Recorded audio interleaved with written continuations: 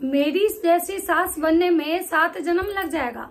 और अगर मैं बुरी सास होती तो मेरी बहुएं मैके जाने के लिए भी तैयार नहीं होती हैं। हम इतना प्यार और दुलार करते हैं अपनी बहुओं को। तो सोच लो, मेरी जैसी सास बनने में ना तुमको 7 जन्म लग जाएगा। ये दोनों जो एकदम से ताई है ना, एकदम यूट्यूब पे ना ये सबसे ज्यादा भसड़ अभी यही मचा रही है। लग रहा है कि सबसे ज्यादा व्यूज जो है ना इन्हीं लोगों को चाहिए। और ये दोनों एक दूसरे को बस केवल इनके पास और कोई कंटेंट नहीं है, इनके पास बस एक ही कंटेंट है। हम बढ़िया सास है तो हम बढ़िया माँ हैं, हम बढ़िया सास हैं तो हम बढ़िया माँ हैं। हमारी बहू को हम ऐसे रखते हैं कि वो मैके जाना नहीं चाहती, हमारी बहू आएगी तो हम अपना सिंगार छोड़ देंगे। अरे भाई साहब, ये कौन सा कंटेंट है? क्या मतलब आप लोग दुनिया की इकलौती ऐसी औरत है जो सास बनी है, या फिर आप दुनिया की इतनी महान और ज्ञानी औरत है, आपके जैसा ज्ञान बांटने वाला यहाँ कोई नहीं है? और इनका बेटा आके कहता है कि हमारी माँ का ये कंटेंट है। जाके देख लो। अरे भाई साहब, तुम्हारी माँ का ये कंटेंट है तो ये कंटेंट कोई पहले से इतना पसंद नहीं कर रहा था। जब से आप लोग इस कंट्रोवर्सी में आए तब से आप लोग को लोग देखना पसंद किया। ये बात शायद आप भूल रहे हैं। अदरवाइज आपकी माँ के क्या कंटेंट थे, उस पर कितने व्यूज आते थे, कितने लोग आपकी माँ को उस कंटेंट के लिए पसंद करते थे, आपको सब पता है। तो नमस्कार दोस्तों, कैसे हैं आप लोग? उम्मीद कर रही हूँ बहुत अच्छे होंगे, स्वस्थ होंगे, मस्त होंगे, अपने काम में व्यस्त होंगे। मैं प्रिया शर्मा और मैं अपने इस नए वीडियो में आप लोग का स्वागत कर रही हूँ। दोस्तों, मैं आज बात करने आई हूँ अप्सरा ताई और अप्सरा ताई की जो जेठानी है। ये दो ही अभी औरतें ऐसी हैं जो लग रहा है ना कि यूट्यूब पे ऐसे लड़ाई कर रही है जैसे लग रहा है कि भाई इनके जैसी तो मतलब क्या बोले, घर में देवरानी जेठानी नहीं लड़ती हैं। कोई तुम्हारा बाल बढ़िया नहीं तो तुम्हारा मुंह बढ़िया नहीं, तुम्हारी बेटी अच्छी नहीं तो तुम्हारी बहू अच्छी नहीं, तुम अच्छी सास नहीं हो तो हम अच्छी, मतलब तुम माँ नहीं हो। मतलब समझ में नहीं आ रहा है कि ये लोग क्या कर रहे हैं। और ऑडियंस जो है ना, मतलब पता नहीं क्या देखने जाता है इनके वीडियो में। जो ये दोनों औरतें कितनी पढ़ी लिखी हैं ये कहने की जरूरत नहीं है। इनको ठीक से हिंदी बोलने नहीं आता है। ये हिंदी बोलती हैं, उसमें भी आप लोग को समझ में आ जाएगा कि ये कितनी पढ़ी लिखी हैं। इनके टाइटल और थंबनेल, इनके बात करने के तरीका से पता चल जाएगा कि ये कितनी पढ़ी लिखी हैं। एक है सो एकदम दूसरे के पीछे पड़ी है, दूसरा मतलब एकदम से इनको लग रहा है ना कि भाई हम उनको पता चल चुका है कि हम इस औरत से अगर लड़ेंगे ना तो ही हमारे व्यूज आएंगे। क्योंकि उनको समझ में आ चुका है कि हमको और किसी के बारे में कुछ बोलने से व्यूज नहीं आएगा। उन्होंने सारा फंडा अपना के देख लिया।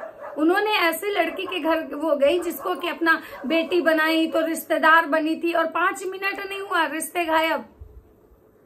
5 मिनट भी नहीं टिका उनका रिश्ता, ना ही संभाल पाए उस रिश्ते को।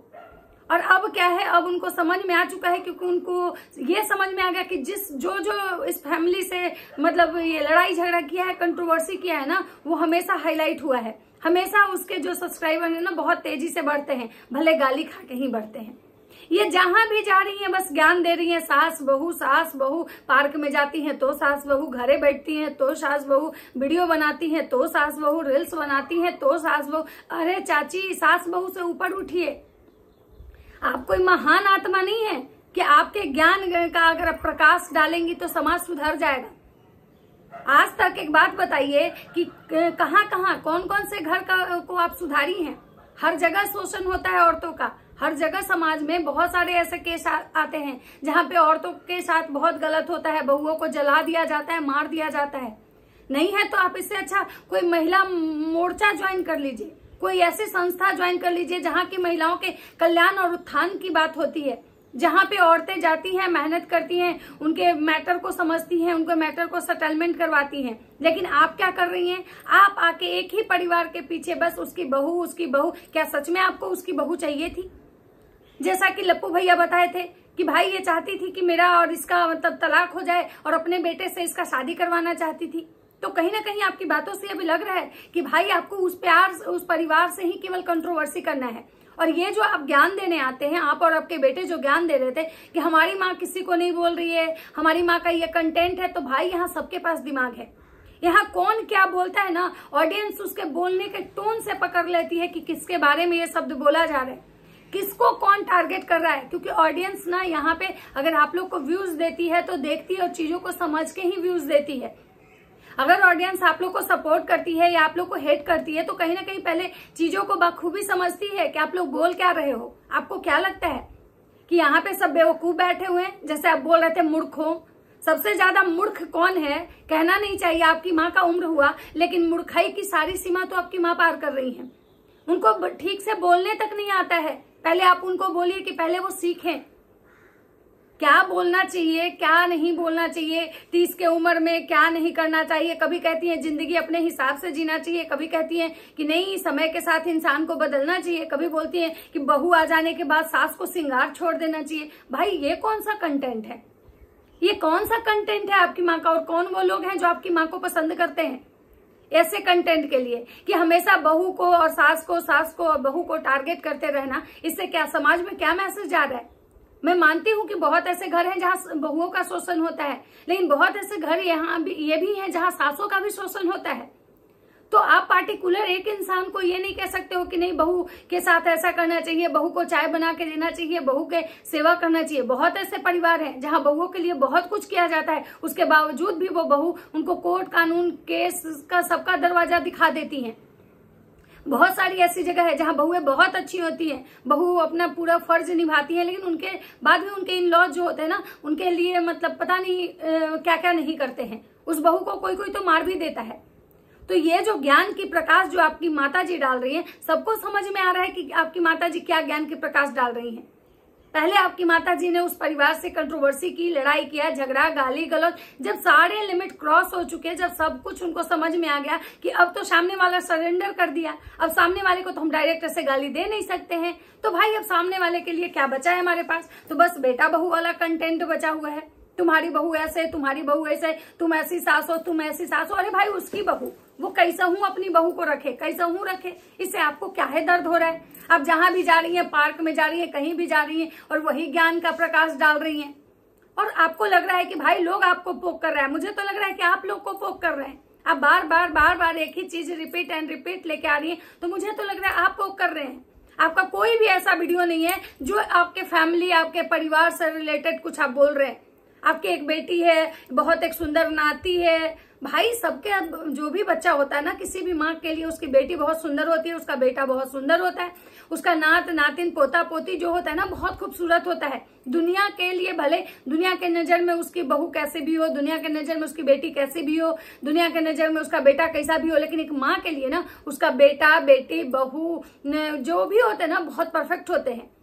तो आप जो कर रहे हो ना वो कहीं ना कहीं सबको समझ में आ रहा है। यहाँ कोई बेवकूफ नहीं बैठा हुआ है।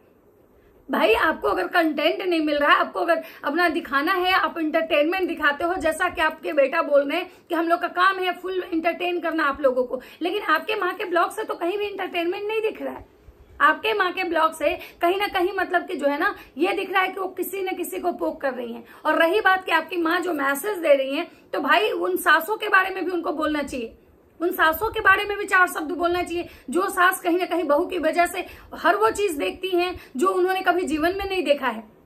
तो अगर आपकी माँ कंटेंट अगर सच में बनाती, अगर सच में उनका वो कंटेंट रहता, तो भाई दोनों पक्ष के लिए बात करती। जो अगर कंटेंट इस तरह का क्रिएट करते हैं वो दोनों पक्ष के लिए बात करते हैं। कभी ननद के साथ क्या होता है उस पर बात करते हैं, कभी भाभी क्या करती है ननद के साथ उस पर, तो कभी ननद के साथ भाभी क्या करती है उस पर, दोनों पक्ष के लिए बात करते हैं। लेकिन आपकी माँ का तो सुई जो है एकदम से राज परिवार पर टिका हुआ है। कभी आपकी माँ कहती है कि एकदम से हमको लिपस्टिक नहीं लगाना है, हम बेटा बेटी को पाले हैं, हमको अपना परिवार देखना है, और कभी तो थुर थुर के लिपस्टिक लगा के आ जाती हैं। ये कौन सा मतलब ये तो दोगला वाला बात हुआ ना, दोहरे चरित्र वाला आप लोग बात कर रहे हैं। आप जो है आप अपनी माताजी को समझाइए। आपकी माताजी जो कर रही है, जो बोल रही है ना, सबको समझ में आ रहा है कि आपकी माँ जो है ना कहाँ पे निशाना लगा रही है। हम लोग के यहाँ गांव में एक कहावत है कि मारी ला बेटी और तारी ला पुतो, कि मतलब बोलते हैं बेटी को ताना देते हैं और सुनाते पुतों को है। तो वही चीज आपकी माताजी कर रही हैं। आपकी माताजी को लग रहा है कि भाई हम जो बोल रहे हैं सामने वाले को समझ में नहीं आ रहा है, लेकिन आपकी माताजी को सोचना चाहिए कि वो तो खुद मंझा हुआ खिलाड़ी है। वो औरत तो खुद इतनी मतलब पहुंची हुई है कि उसको उसके तक जाने में हमको लगता है कि आपकी माताजी के पसीने छूट जाएंगे। आज आप एक फेमस क्रिएटर हैं, आप कहते हैं कि हमारे बेटे को सब लोग जानता है, मेरे बेटे का एक समाज में पहचान है, उसके बावजूद भी आपकी पहचान नहीं बनी। और सोचिए उस औरत के बारे में कि उसके बेटे का पहचान भी समाज में बना, और वो औरत साथ साथ अपना भी पहचान बना ली। इस उम्र में भी वो औरत एक अपना नाम बना ली। आज 2 लाख सब्सक्राइबर लेके बैठी हुई है यूट्यूब पे, फेसबुक पे पता नहीं कितना होगा, इंस्टाग्राम पे कितना होगा। और आज भी वो औरत मेहनत कर रही है, कमा रही है, केवल लिपस्टिक नहीं लगाती है, केवल लिपस्टिक लगा के नहीं बैठती है, काम भी करती है वो औरत।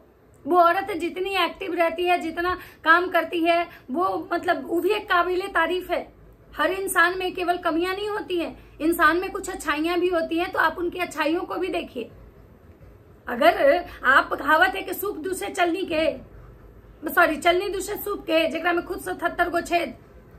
भाई आप पहले आप अपनी माता जी को समझाइए कि आपकी माता जी बोल रही हैं, जो ऑडियंस को आप मूर्ख, मूर्खाधीश और बेवकूफ बोलने आए ना, सबसे बड़े बेवकूफ तो मुझे आप लग रहे हो कि एक किसी की माँ अगर गलत करती है तो उसका बेटा उसको कंट्रोल करता है, लेकिन आप अपनी माँ की गलती में साथ देने आए हो।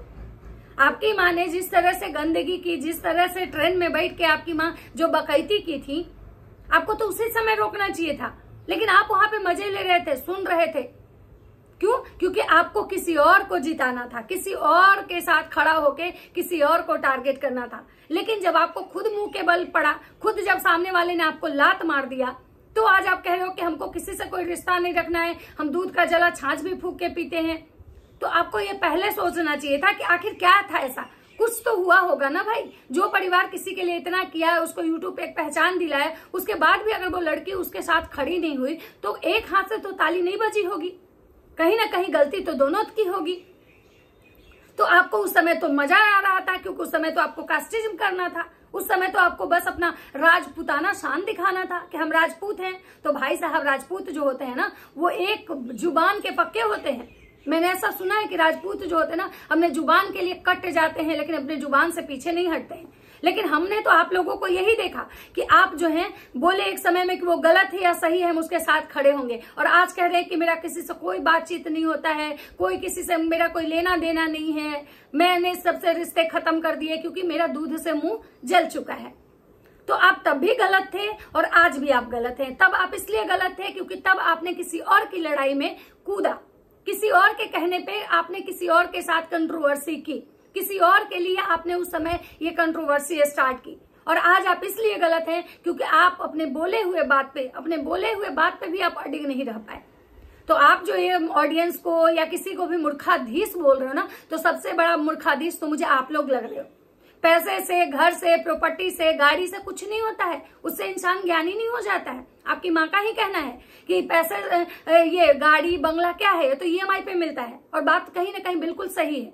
लेकिन गुण, संस्कार जो होते हैं ना, वो ईएमआई पे नहीं मिलते हैं। तो सबसे पहले किसी को बोलने से पहले और किसी को टारगेट करने से पहले आप अपनी माँ को समझाइए, क्योंकि ऑडियंस को सब समझ में आ रहा है। कितना भी आके आपकी माँ सफाई देती है कि लोग मेरे बारे में ऐसा बोल रहा है, जिसको देखना है देखो, नहीं देखना है तो मत देखो, 30-40 के बाद किसी और के बारे में नहीं सोचना चाहिए, अपने बारे में सोचना चाहिए। तो यहाँ पे ताई, आप तो अभी भी दूसरे के बारे में सोच रही हैं। आप हमेशा दूसरे के घर में नजर गड़ा के बैठी हैं कि वो अपने बहू के साथ क्या कर रही है। अरे भाई, वो अपने बहू के साथ कुछ भी कर रही है, वो देखने के लिए हम लोग हैं।